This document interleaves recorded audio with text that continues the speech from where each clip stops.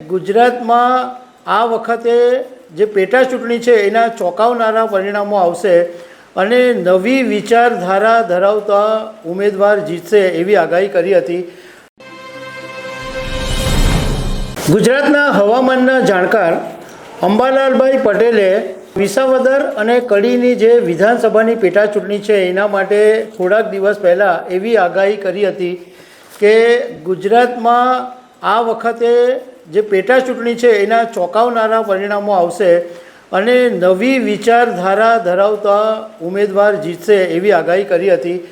તો એ પ્રમાણે જોઈએ તો એમની આગાહી સાચી પડી છે અને વિસાવદરની અંદર ગોપાલ ઇટાલિયા 17,581 મતથી વિજેતા થયા છે।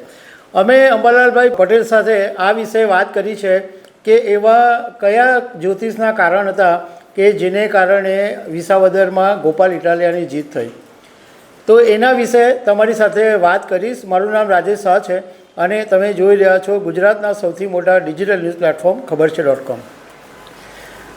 વિસાવદર અને કડીમાં 19 જૂનના દિવસે મતદાન થયું અને 23મીએ આજે જ્યારે મતપેટી ખુલી ત્યારે વિસાવદરમાં આમ આદમી પાર્ટીના ઉમેદવાર ગોપાલ ઇટાલિયાની જીત થઈ અને કડીની અંદર ભાજપના ઉમેદવાર રાજેન્દ્ર ચાવડાની જીત થઈ।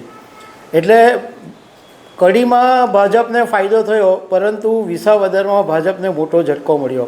હવે અંબાલાલ પટેલે તો થોડાક દિવસ પહેલાં જ આગાહી કરી હતી કે આ વખતે ગુજરાતની અંદર ચોંકાવનારા પરિણામ આવશે અને નવી વિચારધારા ધરાવતા ઉમેદવાર જીતશે। તો અંબાલાલ પટેલ સાથે અમે જે વાત કરી એમાં એમણે એવું કીધું કે આની અંદર પહેલાં તો એમણે એ વાતની ચોખવટ કરી કે મારે કોઈ પણ પક્ષ સાથે કે રાજકારણ સાથે કંઈ લેવા દેવા નથી, મેં માત્ર જ્યોતિષના જે આધારે એવી વાત કરી હતી। એમણે એમ કીધું કે સૌરાષ્ટ્રના જે લોકો છે એ ઊંચા અને પડછન કાયાવાળા હોય છે અને હિંમતવાળા હોય છે અને સૌરાષ્ટ્રના જે કેટલોક વિસ્તાર છે એ ધન રાશિમાં હોઈ શકે અને ઉત્તર ગુજરાતનો કેટલોક વિસ્તાર છે એ મિથુન રાશિમાં હોઈ શકે અને ગિરનારનો જે કેટલોક આર્નદ પ્રદેશોનો ભાગ છે એ મિથુન રાશિની અંદર હોઈ શકે। અને અત્યારે જે પ્રમાણે ગ્રહો છે એની અંદર સૌરાષ્ટ્રમાં નવી વિચારધારા અને નવતર પ્રયોગો થઈ શકે। એટલે નવી વિચારધારા અને નવતર પ્રયોગ જે બી કોઈ કરે એને ફાયદો થાય। મેં કોઈનું નામ નથી લીધું પરંતુ અત્યારના જે સૌરાષ્ટ્રના ગ્રહો છે એ જોતાં એવું લાગે છે કે હવે જે નવી વિચારધારા અને સૌરાષ્ટ્રની અંદર નવીનતમ પ્રયોગો પણ થશે।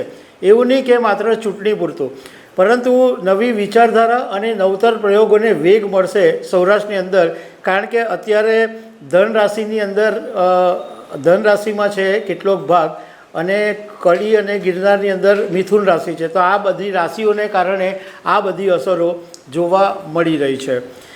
હવે વિસાવદરની અંદર તો આ વખતે આ અંબાલાલ પટેલે કીધું તો એ હશે હોઈ શકે પરંતુ એ ઉપરાંત ગોપાલ ઇટાલિયાની મહેનત પણ છે। કારણ કે વિસાવદરની અંદર પેટા ચૂંટણીની તારીખ જાહેર થાય એ પહેલાંથી ગોપાલ ઇટાલિયાએ ત્યાં મહેનત શરૂ કરી દીધી હતી અને ગામડા ખૂંદ્યા હતા અને ખેડૂતોના પ્રશ્નો જાણ્યા હતા, એમની સવાલોની વાચા એમણે આપી હતી અને એ પ્રમાણે લોકોની સાથે ગામડે જઈને મિટિંગો કરી, ખાટલા બેઠકો કરી। આ બધાને કારણે એમની જીત થઈ।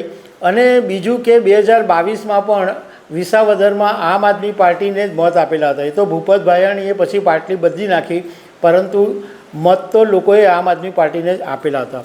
તો દર્શક મિત્રો, આવી અનેક વાતો સાથે અમે તમને મળતા રહીશું। Thank you very much.